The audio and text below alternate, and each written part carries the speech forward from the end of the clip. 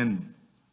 예, 오늘 여러분들과 함께 나눌 말씀은요, 살아계신 하나님의 역사, 이런 제목입니다. 10절에 보면 또 말하되 살아계신 하나님이 너희 가운데 계시사 그랬습니다. 하나님이 살아계신데 언제 계시느냐? 지금 계시는 거예요.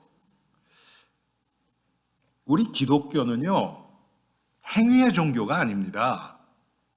행위는 다 당연히 따라오는 거예요. 행위에 집중하는 종교가 아니고 믿음의 종교예요. 우리 스스로는 절대로 해결할 수 없는 문제가 있어요.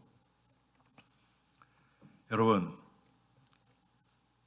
우리가 아이가 어렸을 때요, 한 5살, 6살 정도 되면요, 다 자기가 할 수 있다 그래요. 엄마가 도와주려고 그래도 내가 할 거야. 그때는 진짜로 그렇게 생각 드는 거예요. 걔네들이 어린 아이가 꾸며서 그런 게 아니죠. 그런데 여러분, 인생이 그렇습니까? 점점 나이가 들면 들수록 내가 할 수 없는 한계가 너무나 많다는 것을 뼈저리게 느끼죠. 더 중요한 건 뭐냐면요, 정말 중요한 것, 정말 중요한 일, 여기는 우리 인생, 우리가 많은 경우가요, 내가 손도 못 대요. 여러분, 사람과의 한번 관계도 봅시다. 여러분 인생에 진짜 중요한 사람, 여러분이 변화시킬 수 있습니까? 쉽게 얘기하면 남편과 아내 사이, 여러분 말로 됩니까? 예? 바가지 긁는다고 바뀌어요, 남편이? 안 바뀌죠? 자녀들, 혼도 내도 보고 달래도 보고 원하는 거 사주기도 하고, 자녀가 바뀝니까? 안 바뀌어요. 우리 스스로는 해결할 수 없는 문제가 너무나 많아요. 오늘 그것을 성경에는 어떻게 나타내냐면 가나안의 친족 속으로 나타내는 겁니다. 자, 지금 오늘 우리가 읽은 본문의 배경은 어떠냐면요, 이스라엘 백성들 430년 동안 이집트의 노예 생활을 하던 430년을 했으니 여러분, 그때 상황이 어떻겠어요? 한국이 일본의 압제에 35년 있었는데도 지금도 그때 잔재가 있죠? 그렇죠, 여러분? 430년. 아무것도 남은 게 없는 거예요.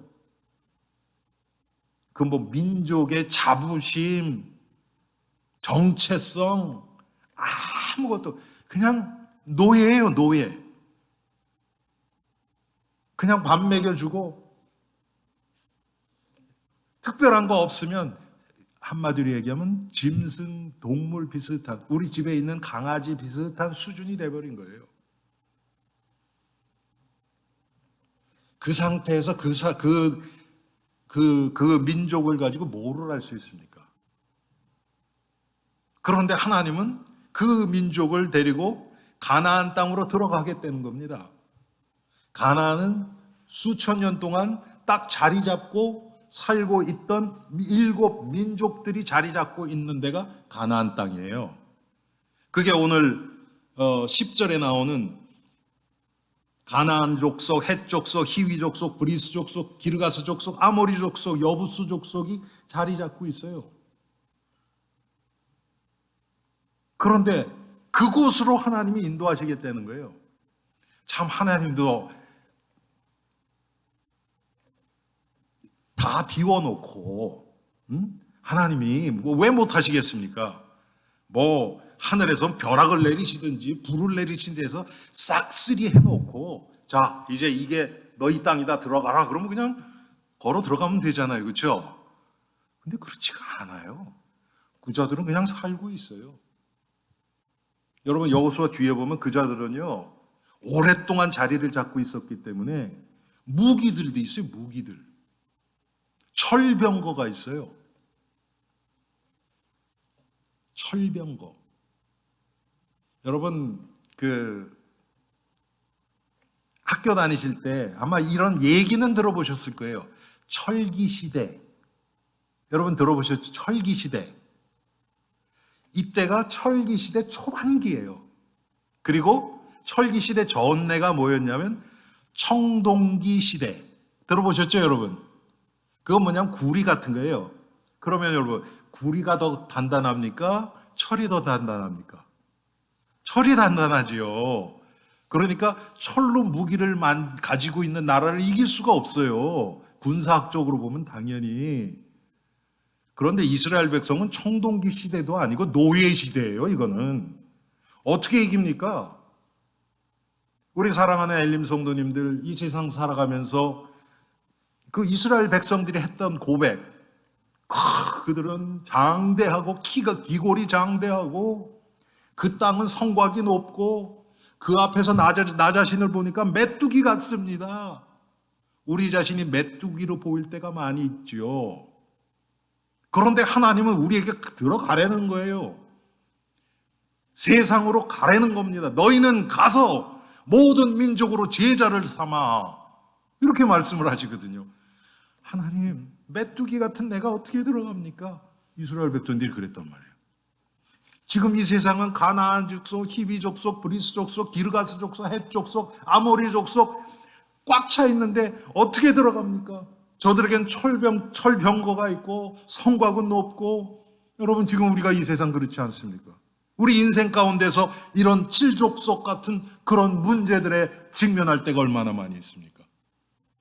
자신감도 없고 자존심도 없고 자존감도 없고 경제 문제, 육신 문제, 관계 문제, 건강 문제, 미래 문제, 가정 문제, 여러 문제에 봉착해서 어찌할 바를 모르고 살아갈 때가 얼마나 많이 있습니까? 그러면 하나님이 그런 삶을 살라고 우리를 찾아오셨느냐? 이게 아니라는 거예요. 왜 우리 자신이 메뚜기처럼 보이느냐? 한마디로 얘기하면 지금 사시는 하나님이 안 믿어져서 그렇다는 겁니다. 지금 살아서 역사하시는. 여러분 중에서 과거에 은혜 받으셨던 분들 있을 거예요. 그건 과거예요. 그 하나님이 지금 뭐 하고 계십니까? 그 하나님이 여러분이 지금 갖고 있는 이 문제에는 무슨 일을 하고 계십니까? 과거에 역사하신 하나님이 지금 도움 안 되죠. 하나님이 틀린 게 아니죠. 지금 역사하시는 하나님의 손길을 내가 체험하지 못하는 거예요. 내가 안 믿는 것뿐이에요. 그래서 여러분, 정말 오늘 이 말씀을 통해서 하나님, 지금 하나님이 살아계신 걸 내가 믿습니다. 아마 머리로 그거 부인할 분들은 거의 없을 거예요. 그런데 그 하나님, 내 삶 가운데서 체험하게 해주세요. 그래서 그 하나님이 하시는 일이 체험하기 시작하면 그 다음부터는 내가 세상을 의지하지 않고 사람 바라보지 않고 사람에게 기대하지 않고 하나님 바라보게 되어 있습니다. 여러분, 이게 성도의 삶이에요. 우리는 자꾸 다른 사람이 변화되고 내가 원하는 대로 맞춰주면 내가 행복하다고 생각을 해요. 그렇지가 않거든요. 사람에게 의지할 것도 없고 바라볼 게 없는 거예요. 제가 청소년 사역을 오래 했지 않습니까? 이번에 제가 수요일에 뉴욕 가서 부모님께 갔다가 금요일 날 내려왔는데 거기서도 그런 얘기를 했었어요. 과거에 알던 사람들 얘기하면서 제가 처음에 20살 때부터 청소년 사역을 했거든요. 그때 있던 아이들, 뭐 지금은 아이가 아니죠. 지금 뭐 거의 다 뭐 50대 중반 넘었으니까. 그때 그런 얘기들을 참 많이 했어요. 제가 청소년 사역을 시작하게 된 동기가 뭐였냐면 그냥 학생회였어요. 저보다 어린 동생들이죠. 걔네들은 초등학교 때 미국에 왔고 저는 고등학교 3학년 때 왔으니까 한국적인 정서가 어느 정도 갖춰져서 저 나름대로 정체성이라든지 삶의 철학이라든지 주관이라든지 그것이 어느 정도 뭐 완전하진 않지만 어느 정도 형성돼 가서 미국에 왔어요. 그리고 미국에서 이제 고등학교를 다니기 시작을 했는데 그러고서 이제 그 고등학교 후배들이죠. 저보다 어린 아이들하고 어울리다 보니까 아이들이 특징이 뭐냐면 부모님과의 갈등이 보통이 아니에요. 보통이 아니에요. 요번에도 이제 얘기를 했는데 제가 그 다니던 교회에 여러분 한국의 KS라 그러는 거 아시죠? 경기 서울. 여러분 아시죠? 경기 고등학교, 서울대학교. 그때는 경기 고등학교가 최고였거든요. 과거에. KS 그 동창이 두 분이 나왔었어요. 집사님이. 둘 다 KS예요. 그분들의 특징이 뭐냐면 자녀들에게 이 공부 프레셔를 어마어마하게 주는 거예요. 그러니까 아이들이 월요일부터 시작되는 주중의 삶이 너무나 힘든 거예요. 싫은 거예요. 그러다 이제 주일날 교회 와서 아이들끼리 어울리니까 너무 좋은 거예요, 그게. 그래서 어느 정도였냐면요. 저희 아버님이 이번에 말씀하시더라고요. 그때는 도저히 이해가 안 됐다는 거예요. 왜 아이들을 데리고 주일 저녁에, 그때는 저녁 예배가 있었어요. 저녁 예배가. 제가 학생 성가대를 조직을 해서 지휘하고 예배 다 끝나면 9시 반 되거든요. 그러면 아이들을 밴에다가 다 때려 싣고 먼 애들부터 이렇게 내려주는 거예요. 그리고 집에 오면 빨리 오면 12시, 늦으면 1시. 그랬었거든요, 제가. 왜? 아이들이랑 조금이라도 더 오래 있고 싶어서. 근데 아이들이 그 안에서 같이 찬양하고 대화하고 그리고 이제 월요일 자기 현실로 돌아가기가 싫은 거예요. 너무 괴로우니까. 그래서 어느 정도였냐면 하나 내려줄 때요. 걔하고 애들이 붙들고 울어요, 여자애들이. 서로 끌어안고 울어요. 그때 막 진짜로 그냥 슬픈 정도가 아니라 막 울어요. 눈물을 흘리면서. 그거를 하나님이 보게 하셔서 저를 이 청소년들에게 마음을 주기 시작하셨거든요. 자,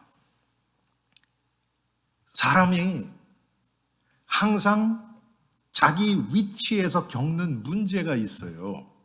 지금 오늘 성경은 그것을 얘기하는 겁니다. 크게 얘기하면 요단강이에요, 지금은. 그런데 요단강이 앞에 딱 막혀 있어요. 이제 요거 넘으면 가나안 땅에 들어가는 거예요. 물론 들어간다고 뭐 그다음부터는 다 일이 풀어지는 게 아니에요. 거기에는 7족속이 다 살고 있어요. 자리 잡고. 그 사람들은 군대도 있고요. 아까 말씀드렸던 철병거도 있어요. 이 사람들에게 들어가서 싸우라는 거예요. 그런데 이스라엘 백성들은 430년 노예 생활을 하던 군사 교육을 받아본 적이 없는 사람이에요. 그런데 일단 요단강을 건너가야 돼요. 그런데 하나님의 40년 동안을 광야에서 먹이시고 입히시고 보호하셨어요. 40년을 광야에서. 여러분 팔레스타인 지금으로 얘기하면은 이스라엘, 시리아 또 이쪽에 이라크 그 광야하지 않습니까, 여러분? 낮에는 막 110도, 120도까지 올라가고 밤에는 굉장히 춥고 먹을 게 어디 있습니까, 거기서?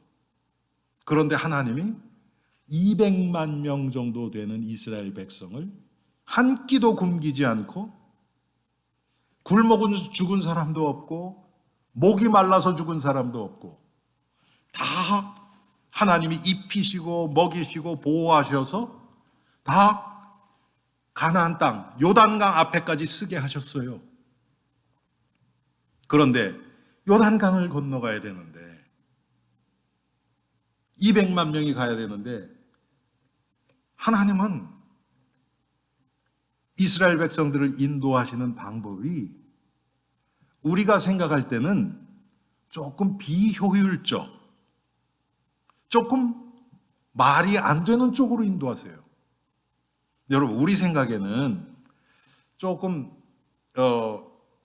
여러분 이따가 우리가 광고 시간에 캄보디아에서 또 선교 그 영상을 보내왔어요. 그거 볼 거예요. 그런데 거기가 지금 건기라 그러더라고요. 건기, 비가 안 오는 지금 그 시즌이에요. 그러면 비가 안 오면 물이 수위가 낮아질 거 아닙니까? 그때 건너가라 하면 얼마나 편해요.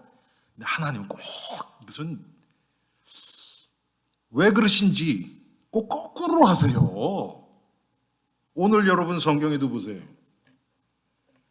몇 절입니까? 15절에 요단이 곡식 거두는 시기에는 항상 언덕에 넘치더라.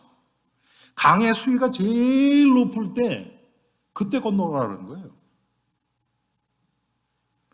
한마디로 이스라엘 백성들, 지금의 우리 이 예수를 믿는 성도들은요, 내 기준대로 내 생각에 가장 효율적이고 과학적이고 합리적인 방법으로 살아가는 게 아니고요, 하나님의 인도 따라 살아가는 것이 성도라는 겁니다. 지금 왜 우리를 통해서 성경에 나타난 이런 기적들이 안 일어나느냐? 안 믿어서 그래요. 지금 하나님이 요단강을 가르실 필요는 없어요. 그렇지만 우리 인생에 요단강과 같은 그런 문제나 아까 말씀드렸던 우리가 지금 직면하는 문제들이 있어요. 여러분, 지난 일주일도 여러분들이 고민하는 문제들이 있잖아요. 그런 문제들이 왜 안 사라지는가? 하나님의 인도 따라 하지 않고 내 기준대로, 내 생각에 옳은 대로 나가기 때문에 하나님이 하시는 일이 안 드러나는 겁니다. 자, 그래서 하나님이 우리에게 원하시는 건 딱 하나예요. 믿으라는 거예요. 정말 그렇게 내가 안 믿어지냐? 하나님 지금 그 얘기하고 계시는 거예요. 정말 믿고 기다릴 때 하나님이 하시는 일이 일어나요. 그런데 기다리지 못하고 내가 해버리면 하나님은 잠자코 계세요. 그런데 하나님이 우리를 사랑하시기 때문에 그러면 일이 안 되죠. 우리 인생이 안 풀려요. 여러분, 문제 하나 이렇게 터지기 시작하면 이 문제 저 문제 막 한꺼번에 막 몰려들죠. 그렇죠?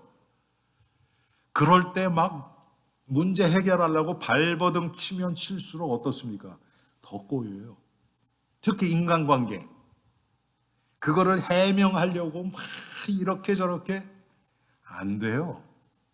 마치 헝클어진 여러분 실타래 아시죠? 끝이 보이네? 쭉 당기면 어떻게 됩니까? 다 풀어져요? 절대로 안 그렇죠? 완전히 그냥 조금 꼬여있던 것들이 단단하게 묶여버려요.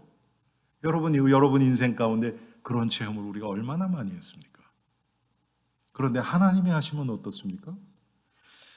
절대로 안 풀릴 것 같은 것들이요, 어느 날 보면 풀려 있어요. 내가 노력한 것도 없는데 이건 또 뭡니까? 왜 하나님이 꼭 그렇게 역사하시냐고 말이에요. 하나님이 이유가 없겠습니까? 거기에? 당연히 있죠. 하나님이 이렇게 말씀하시는 것 같아요, 우리에게. 내가 한다. 잠자코 있어라. 염려하지 마라. 할렐루야. 하나님이 이렇게 말씀하시는 거예요. 그런데 그 하나님의 음성이 안 믿어지면 어떻게 합니까? 가만히를 못 있어요. 가만히를 못 있어요. 사람이 조급하면요, 형평성을 잃어요. 객관성을 잃어요. 그래서 지금 상대방이 논리적으로 나에게 그걸 설명을 하는데 그걸 듣지를 못해요. 그래서 거기다가 그냥 퍼버버려요. 하나님은 하나님의 일을 0점 털끝만큼의 오차도 없이 지금 하고 계십니다. 그게 믿어지는 자들은 하나님의 인도 따라 그냥 걸어가면 돼요. 하나님이 멈추라 그러면 멈추고, 하나님이 문 열었고 이제는 들어가야 될 때다 그럼 들어가면 돼요.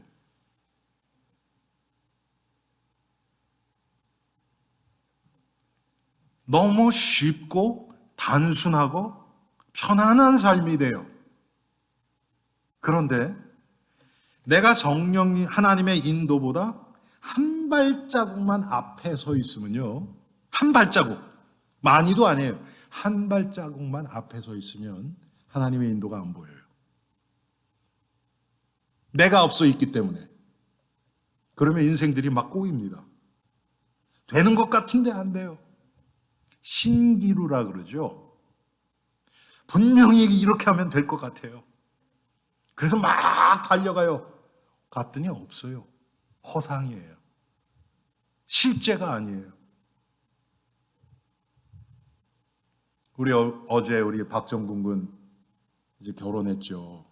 너무 얼마나 저도 감사한지. 초등학교 때부터 봤거든요, 제가. 미국 오자마자. 저하고도 성경 공부도 꽤 오래 했고 참 감사했어요. 그런데 여러분, 여기 계신 어른들은 다 아시죠? 결혼이 행복을 보장해 줍니까? 다 웃으시잖아요, 이거. 다 웃으세요, 지금. 그 얘기는 뭐예요? 결혼 때문에 오는 또 고통이 또 있어요. 우리 한국말로 그런 얘기 있죠. 혹 때려다가 혹 붙이고 온다고. 결혼 전에는 그냥 내 문제예요. 근데 이제는 내 문제 해결됐다고 끝이 아니에요. 옆에 있잖아요. 여러분, 첫 아기가 태어났을 때, 여러분 첫 자녀가 태어났을 때 생각나세요? 참 감사하고 복되고 얼마나 기뻤습니까? 그런데 기쁨으로만 값디까 그게? 그 후에 닥쳐오는 더 큰 고통과 고민과 문제들이 더 많아지지요. 그게 인생이에요. 그러면 왜 하나님이 그렇게 만드셨을까? 우리는 육신적으로 고통이 있고 문제가 있으면 안 좋고, 고통이 사라지고 문제가 해결되면 좋고, 이 기준으로 살아가요. 그러니까 많은 사람들이 문제 있어도 없는 거죠. 아니야, 이건 괜찮은 거야. 없는 거야. 나하고는 상관없어.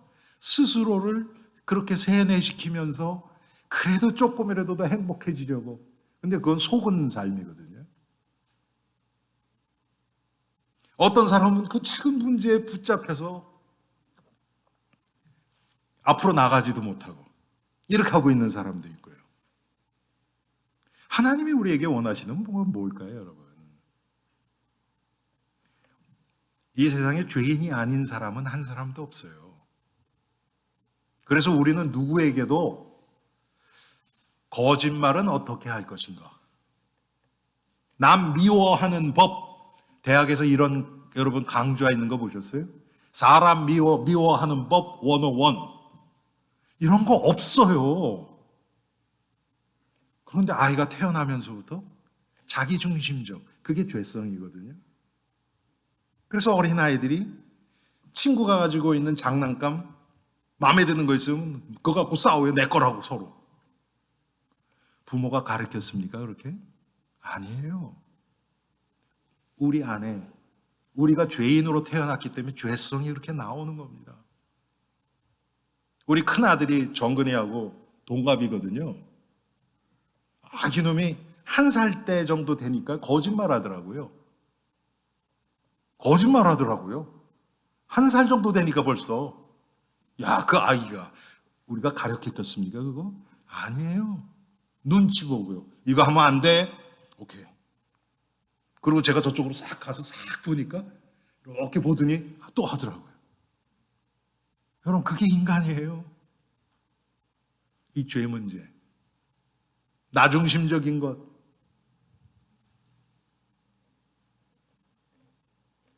이게 우리를 계속해서 우리의 삶을 나락으로 빠뜨립니다. 예수 안 믿는 사람도요, 예를 들어서 여러분 불교의 법정스님 같은 무소유, 소유가 없어요. 가진 게 없어요. 그런 사람은 근심이 없어요, 별로. 왜? 가진 게 없어요. 잃을 게 없잖아요, 여러분. 제가 언젠가도 말씀드렸죠, 여러분. 거지 아버지가 거지 아들하고 다리 밑에 있어요. 그런데 불자동차가 파이어 트럭이 확 지나가는 거예요. 아빠, 저거 뭐야? 어느 집에 불이 났나 보다. 그러면서 아버지가 아들한테 한 게, 너는 아비 잘 만나서 불날 집도 없는 거야. 여러분, 가진 게 없으면 뭐 잃을 것도 없죠. 염려가 적어져요. 그런데 내 것을 움켜쥐면 줄수록 내가 관리해야 될 게 많아져요. 조금 우리가 더 들어가 보면 내 것이라고 생각할 때 우리는 이제 그때부터 스트레스가 쌓여요. 자식이 내 것이다. 내가 어떻게든지 아이를 변화시키고 만들어서 이렇게 만들어야 된다. 그때부터 이제 나도 힘들어지고 자식은 더 힘들어지고, 당연히 그렇죠. 무관심하라는 얘기가 아닙니다. 여러분, 성경에 오늘 본문이 살아계신 하나님이 살아계시기 때문에 하나님께 맡기고, 그리고 우리는 기도로 하나님이 기회 주실 때 함께 말씀을 나누면서, 그게 성경에서 얘기하는 자녀를 위하는 법이라는 거예요. 여러분, 기도를 하면요, 관심이 가요. 관심이 없으면 기도도 안 해요. 기도를 하면 할수록 관심이 가요. 이 기도의 능력이, 미워하는 사람이 있다. 미워하지 말아야지. 여러분, 그게 됩니까? 자꾸 생각하면서 생각할수록 더 미워져요. 그런데 그 사람을 위해서 기도하잖아요. 그럼 내 마음이 바뀌어요. 미워하던 그 시각이 바뀌어버려요. 첫째는 나의 잘못이 보이고요. 둘째는 그 사람의 잘못한 것이 나에게 이 화살로 날라오는 것이 아니고 불쌍함으로 보이기 시작해요. 그래서 내가 상처를 안 받아요. 이게 하나님이 하시는 일이에요. 기도의 능력입니다. 그래서 하나님이 우리에게 요구하시는 건 딱 하나, 믿음이에요. 정말 하나님의 살아계신 것을 내가 믿고 체험하고 살아가고 있는가? 10년 전, 20년 전이 아닌 지난 일주일 동안. 여러분들이 구원받은 하나님의 백성이라면 제가 방금 질문한 이 질문에 할 말이 있어야 돼요. 지난 일주일 동안 하나님이 나에게 내 삶 가운데 이렇게 역사하셨습니다. 여러분, 그게 특별한 게 아닙니다. 여기 부부 되시는 분들이 여러분 계시잖아요. 일주일 동안 같이 살았다. 지난 일주일 동안 같이 있다. 시간을 보냈다. 할 말이 없는 게 말이 됩니까? 그렇지 않죠. 할 말이 있죠. 특별한 거 아니더라도 할 말이 있죠. 작은 증거들이 있죠. 내가 함께 했다는 작은 증거들이 있죠.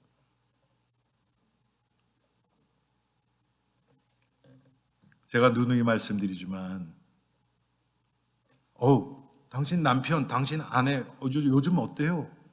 그렇게 질문을 했는데 만약에 여러분의 대답이 그 사람요 10년 전에는 이렇게 나온다 그러면 여러분, 그게 정상적인 관계가 아니죠. 이해되세요, 여러분?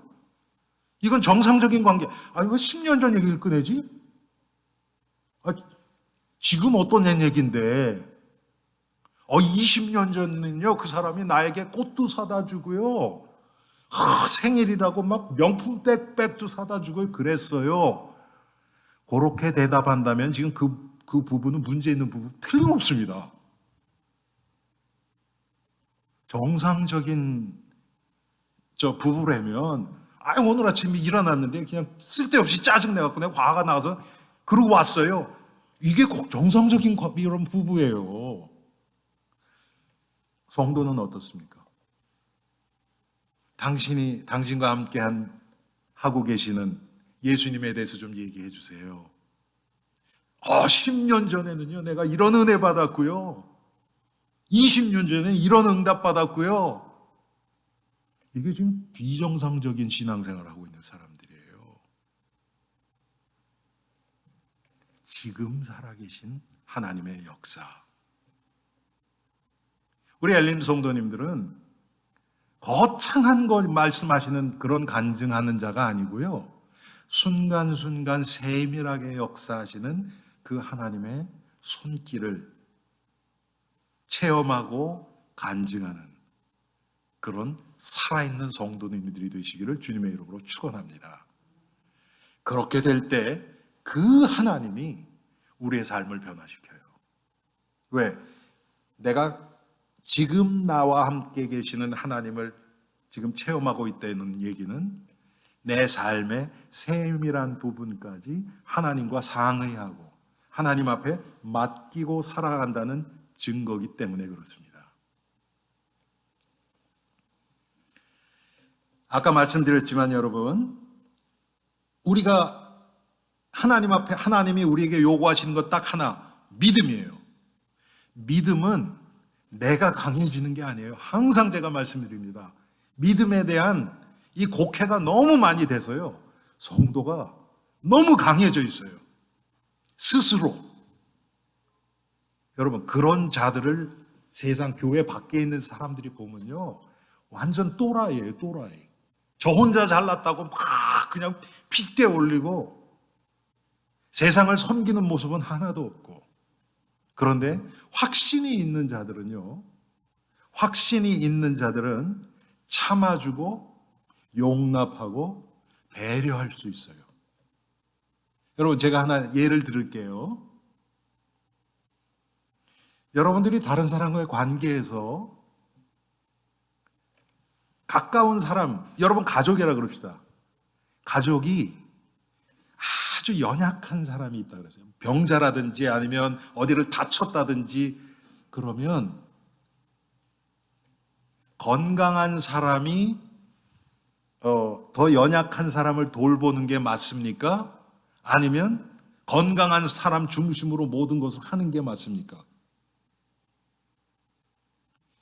약한 사람에게 맞춰주죠. 그렇죠, 여러분. 아니, 집안에 어떤 사람이 건강에 문제가 있어서 당분간 이런 거 먹으면 안 된다 그러면 가능하면 이 사람이 먹을 수 있는 거로 통일하죠. 당연하잖아요, 여러분. 더 건강하고 더 강한 자가 약한 사람에게 맞춰주는 게 그게 맞지요.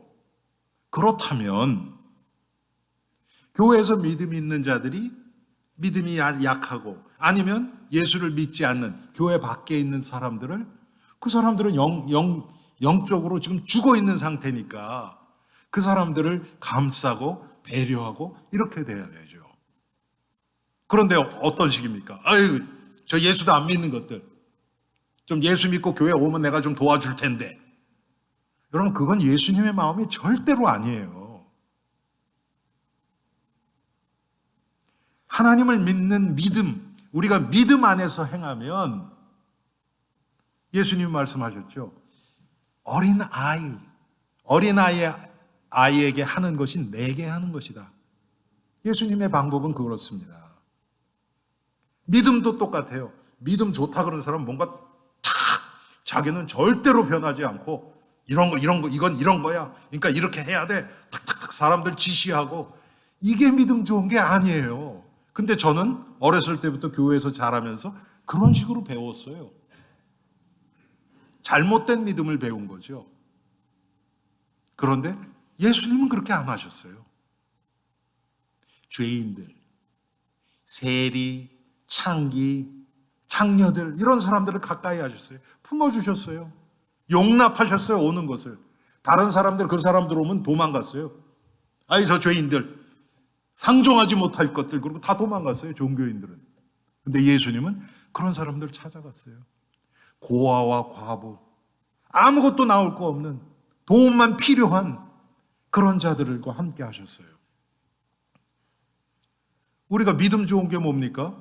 예수님처럼 살아가는 게 믿음 좋은 거죠. 그런데 교회에서 이게 잘못됐단 말이에요. 뭐가? 나를 비우고 나의 허물을 계속 발견하고 변화가 많이 되어지는 사람일수록 믿음이 좋은 사람이에요. 뭔가 확실한 걸 갖고 딱 자기는 변화되지 않는 사람이 믿음 좋은 사람이 절대로 아닙니다. 우리 엘림 성도님들은 이 믿음에 대한 개념이 정말 확실하게 깨달아져서 날마다 예수 그리스도와 동행하면서 그분을, 나를 비우고 그분을 받아들이는 그런 복된 성도님들 되시길 바랍니다. 자, 아까 잠깐 말씀드렸지만 하나님이 우리를 인도하시는 방법이 참 특이해요. 우리의 기대하고는 좀 달라요. 예수 믿으면 문제도 다 없어지고 사업도 잘 되고 자식들도 문제도 안 일으키고 부부 사이도 금슬도 좋아지고 다 이렇게 잘 됐으면 좋겠는데 그건 나중에 따라와요. 분명히 이 장기적으로 롱텀으로 우리 인생을 볼 수 있다면 분명히 그렇게 되어져요. 그런데 눈앞에서 즉흥적으로 탁탁 일어나지는 않아요. 여러분, 성경에 나타난 오늘 본문에도 요단강 건너갈 때 수위가 맥시멈, 가장 높을 때 건너가라 그랬던 하나님, 이게 하나님의 방법이에요. 여러분, 아브라함이 몇 살에 이삭을 낳았죠? 100살에 100살. 아니, 좀 미리 주시면 안 됩니까? 아브라함이 75세 때 하나님이 고향 갈대아 우르에 있는 아브라함에게, 야, 내가 지시할 땅으로 가라. 네가 거기 가면 내가 너로 큰 민족으로 이루고 너는 복이 될 거다. 이렇게 축복하셨거든요. 근데 아브라함이 거기 순종해서 갔어요. 아니, 그것만 해도 얼마나 대단합니까? 그런데 그러면 가면 하나님이 좀 준비 좀 잘 해놓고 이렇게 있으면 좋지 않습니까? 여러분, 창세기 12장 보세요. 갔더니 그 땅에 기근이 들어요. 기근이. 비가 오는 안 오는 거예요. 그때는 다 목축업하고 먹고 살았는데 비가 안 오니까 어떡합니까? 어쩔 수 없이 그래서 애굽으로 내려간 거예요. 근데 하나님은 그 땅에 있으라는 거예요. 그런 가운데. 이상하죠? 그래서 여러분, 예수 믿고 나서 이제 하나님이 나 축복해 주시겠지. 우리 애들도 이제 말 잘 듣겠지. 절대 그렇지 않아요, 여러분. 아브라함의 아들이 누굽니까? 이삭이잖아요. 이삭 때 또 큰 기근이 오네. 그러니까 이삭도 가나안 땅 떠나려고 그래요. 그런데 하나님 가지 말래요. 그냥 이 땅에 있으려는 거 기근인데. 그런데 이삭은 그때 그 말씀에 순종해서 그냥 있습니다. 그런데 어떤 일이 일어납니까? 이삭이 갑자기요, 기근인데 하나님이 있으라 그러니까 그럼 하나님이 어떻게 하시나 보자 그래서 이 사람은 목축업 하는 사람인데 갑자기 안 하던 짓을 해요. 농사를 지자 그래요. 갑자기 기근 중에. 정신 나가도 보통 나간 게 아니죠. 그런데 어떤 결과가 나타납니까? 100배의 축복을 얻었대요. 100배. 아니, 제가 주위에서 주식에 투자해서 100배 얻었다는 사람 들어봤거든요. 근데 농사로 100배를 얻었다는 것은 상상이 되십니까, 여러분? 여러분 집에서 뒤에 텃밭 하시는 분들 계시죠? 우리 권사님도 계시고 여러분 계시잖아요. 작년보다 100배를 얻었다 그러면 어떻게 될까요? 100배. 난리가 나겠죠, 그렇죠? 그런 일이 일어난 거예요. 그런데 이삭에게는 하나님의 말씀을 믿는 믿음이 있었어요. 가나안 땅을 떠나려고 했는데 가지 마라. 하나님 말씀에 순종하고 그 말씀을 믿는, 그래 내가 굶어 죽어도 하나님이 가지 말라 그러니까 내가 있었던 거예요. 그때 100배가 왔어요. 근데 우리는 대부분 그때 떠나요. 떠나면서 하나님 우리가 갈 길 거기에 축복해 주세요. 이렇게 기도하면서 가요. 하나님이 그거 들어주실까요, 여러분? 아니지요. 믿지를 않고 갖는 건데.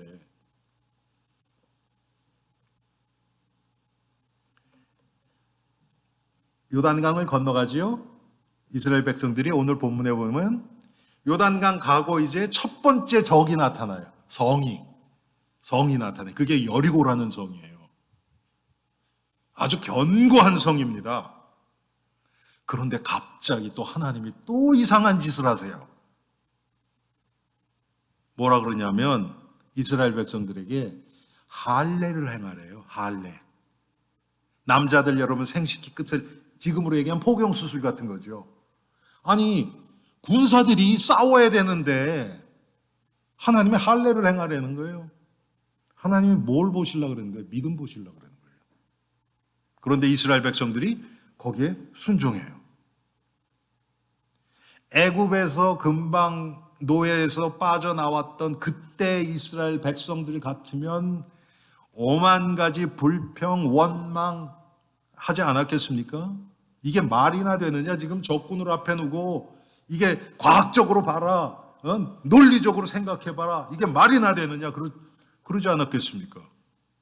여러분 믿음은요 논리 과학이 아니에요. 그렇다 그래서 비과학적이고 비논리적인 건 아니에요. 그걸 뛰어넘는 거예요. 그게 믿음입니다. 하나님은 과학 위에 계신 거예요. 여러분 과학이 뭡니까? 한마디로 얘기하면 하나님이 창조하신 그 창조물을 발견해내는 게 과학이에요. 하나님 그 위에 계신 분이에요. 과학으로 해결 안 될 거 너무 많습니다.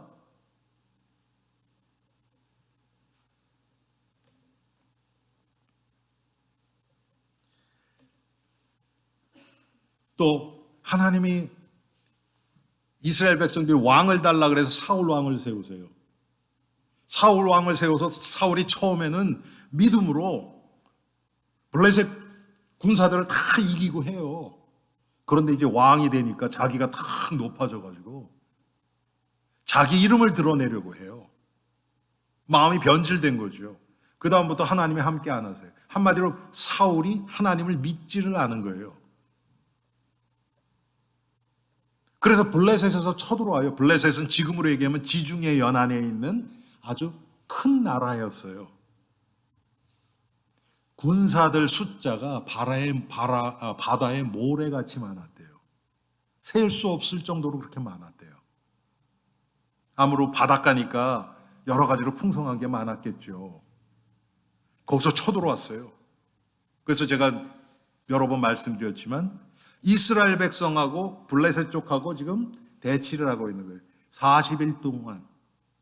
근데 블레셋 쪽은 골리앗이라는 구척장신, 그냥 기고리장대한 골리앗이라는 자가 나와서 여호와 하나님의 이름을 막 모독하면서 너희들 중에서 한 사람 내보내라. 나랑 붙자. 내가 이기면 너희들이 우리 노예되고 내가 지면 우리가 너희 노예되고 하자. 매일 나와서 40일 동안 그러는 거예요.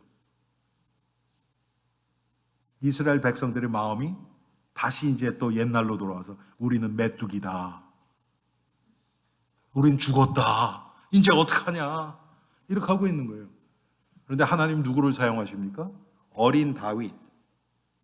갑옷이 무거워서 주체를 못하는 그 다윗을 들어 세우셔서 골리앗을 무너뜨리세요.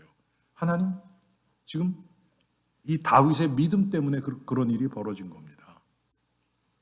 여러분 이스라엘 백성들 중에는 군사들이 많이 있었어요. 그래도 그 중에 다윗의 형 세 명도 군사로 참석해 있었어요. 군사로. 다윗보다 훨씬 더 키도 크고 군사 교육도 받고 그런 자들이 많이 있었어요. 그런데 하나님은 그들을 사용 안 하시고 다윗을 사용해요. 누군지도 몰라요. 여러분, 예수님도 이 땅에 계실 때는요, 사람이 주목할 만한, 흠모할 만한 모양이 없었대요. 예수님도. 영화에 나오는 여러분 예수님의 모습 보면 그래도 잘생기셨잖아요. 그건 성경적이 아니에요. 사람들이 이렇게 주목도 안 할 정도로 한마디로 볼품이 없었던 거예요. 왜? 아니, 하나님이신 예수님이 이 땅에 오시는데 육신을 좀 멋있게 착 해서 오면 좋을 것 같은데 하나님이 그렇게 안 하셨어요. 왜 그렇습니까? 그 풍채 때문에가 아니고 하나님이 하시는 일을 드러내기 위해서 그렇습니다. 그래서 여러분, 신앙생활은 뭡니까? 한마디로 이 사시는 하나님이 지금도 한치의 오차도 없이 저와 여러분의 삶뿐만 아니라 온 우주를 지금 이끌고 계십니다. 이것을 믿고 내가 예수를 믿었다면 나는 하나님의 소유다. 그 얘기는 하나님이 내 인생을 책임지신다. 이것을 믿고 나가는 거예요. 그러면 여러분, 인간의 욕심이 아무것도 아니라는, 욕심을 부릴수록 하나님이 기뻐하시지 않고 더 나아가서 나에게 손해라는 게 나타나요. 손해라는 게 믿어져요. 그러면 욕심을 부리는 그 시간에 하나님을 바라보죠. 하나님을 믿죠. 우리 성도들이 그런 믿음으로 이 세상을 살아간다고 하면 교회 밖에 있는 예수를 믿지 않는 자들이 우리 성도들을 욕할 사람이 어디 있겠습니까? 어떻게 해서든지 그 사람을 도와주고 위로하고 권면하고 보살펴주고 그분들을 감싸주려고 하는데 그거 싫어할 사람이 어디 있습니까? 챙길 거 다 챙기고 말만 하려 그러니까 그거 듣습니까? 그렇지 않죠. 결국 우리가 믿음이 없어서 성도의 삶을 제대로 살아가지 못하는 거예요. 저를 포함해서. 그러면 오늘 제목처럼 지금 살아계신 하나님이 내 인생 속에 체험될 수 있도록 우리는 기도하는 것만 남았죠. 기도하고 하나님이 나를 어떻게 인도하실까? 그것을 바라보고 나가는 거죠.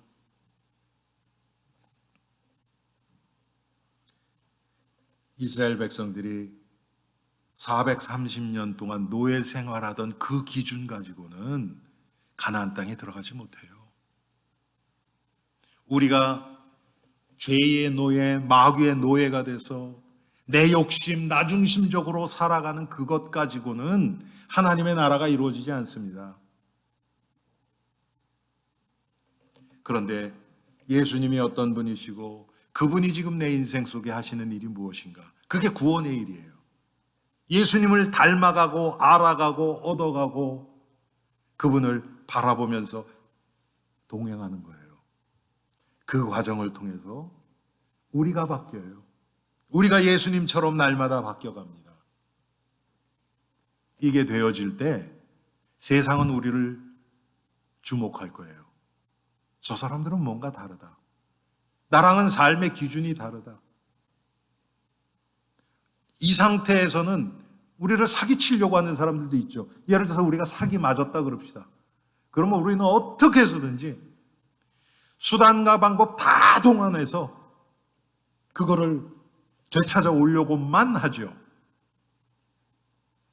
그게 중요한 게 아니라 하나님이 왜 이런 일을 나에게 허락하셨을까? 하나님의 이 복음의 관점에서 우리 자신을 보고 나가면 되찾는 것보다 더 중요한 것이 지금 그 사람이 사기를 칠 수밖에 없는 이 악한 세력에 잡혀 있다는 것이 보입니다. 이게 보여요. 우리는 항상 내가 피해자고 저 사람은 가해자고 이렇게 생각하죠. 영적으로는 그렇지 않아요. 둘 다 피해자예요. 둘 다 마귀에게 당한 거예요. 그런데 이것을 내가 영적으로 볼 때는 나는 피해자에서 이제 벗어나요. 물질적으로는 손해볼 수 있어요. 그런데 영적으로, 정신적으로 나에겐 피해가 없어져요. 오히려 그 사람이 불쌍해져요. 그 사람을 위해서 기도하게 돼요. 그러면 그 사람 입장에서 봅시다. 사기치면 이제 펄펄 뛰고 막 욕도 하고 막 원수 갚고 막 이래야 되는데 오히려 나를 위로하고 있다니. 이상할 거 아닙니까? 여러분, 이렇게 극단적으로 나가면요, 마귀도 당황해요. 마귀도 당황해요.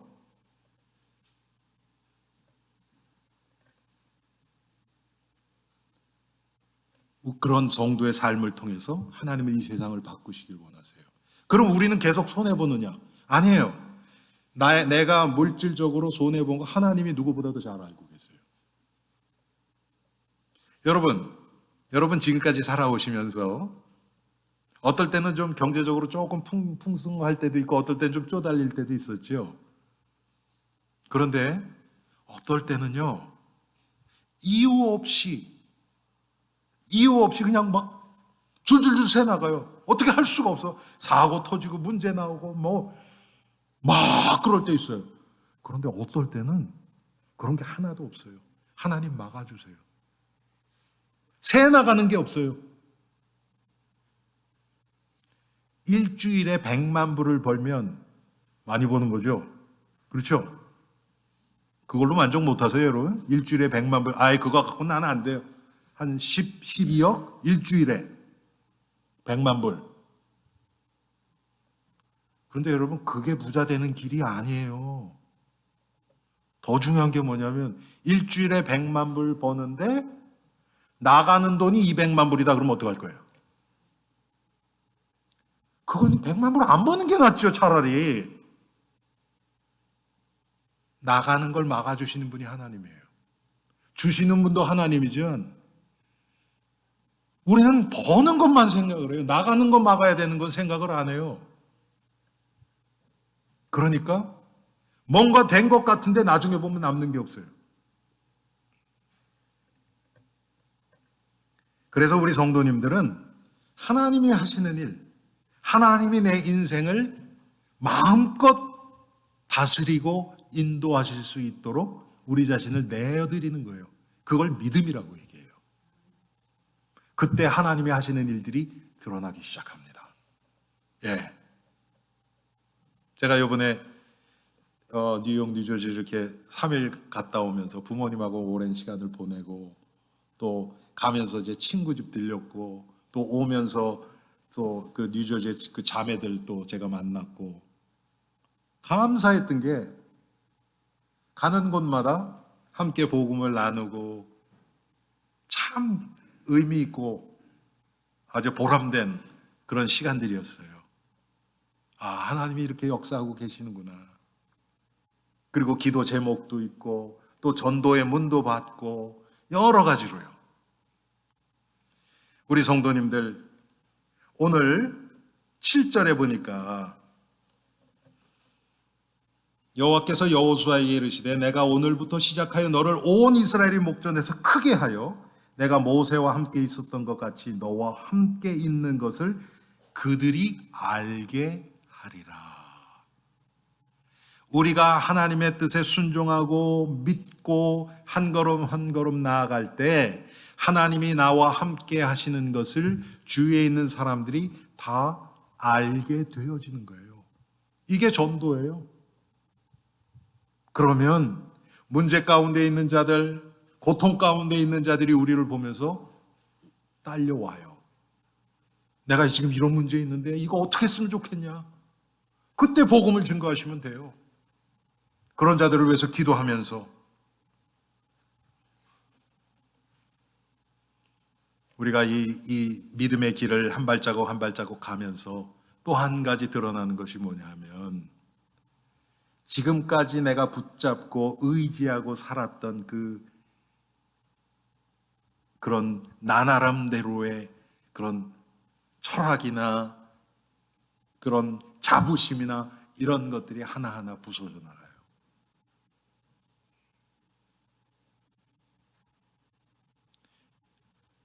그거 붙잡고 살아가는 것이 아니라 이제는 예수님 바라보고 살아가게 되는 거예요. 이건 하루아침에 일어나지 않습니다. 내가 옛사람이 무너지는 만큼 내 안에서 하나님이 역사하시는 그 부활의 주님, 지금 살아서 역사하시는 그 부활의 예수님이 하시는 일이 발견되어집니다. 그러면서 하나님이 지금까지 내가 살아온 것도 앞으로 나를 인도하실 하나님, 이 모든 것이 하나님의 은혜임이 깨달아집니다.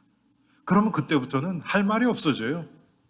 아, 그래. 하나님이 은혜로 인도하셨고 나의 미래도 책임지실 하나님이구나. 할렐루야, 감사하다.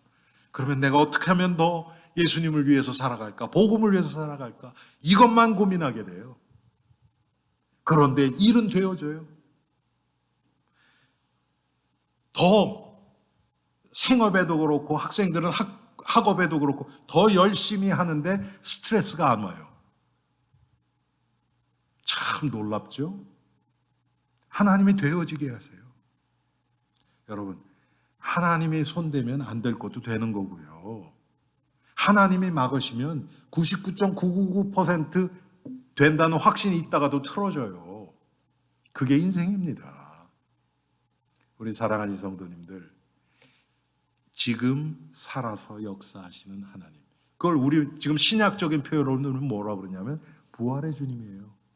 부활의 주님, 부활하신 예수님을 체험하고 증거하는 증인들이 되시기를 주님의 이름으로 축원합니다. 기도하겠습니다. 하나님, 주님은 지금 분명히 살아서 이곳에 우리와 함께 하심을 믿습니다. 그런데 우리 교만한 인간들은 하나님을 믿지 못하고 나의 경험, 나의 실력, 나의 배경을 믿고 살아가려고 하는데, 주님, 그런 우리의 삶은 분명 한계에 부딪힐 수밖에 없음을 고백합니다. 하나님, 오늘 말씀을 통해서 요단강 앞에 선 이스라엘 백성들을 하나님이 인도하시고 요단강의 수위가 가장 높을 때 제사장들에게 하나님의 언약궤를 매게 하시고 강으로 들어가라고 명령하셨습니다. 앞에 있는 제사장들의 발이 물에 잠길 때 요단강이 멈춰 섰던 것을 우리가 기억합니다.